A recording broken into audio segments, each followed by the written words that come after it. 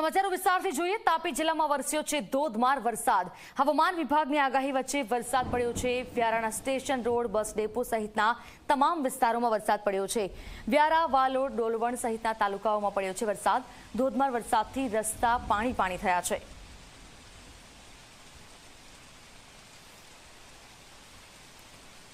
તો તાપીમાં ધોધમાર વરસાદની શરૂઆત મેઘરાજાએ વિરામ લીધા બાદ રીએન્ટ્રી કરી અને હવે ધોધમાર વરસાદની શરૂઆત થતા સમગ્ર રસ્તાઓ પાણીમાં તરબોળ થયા છે, તો લોકોને પણ ઠંડકનો અનુભવ થયો છે।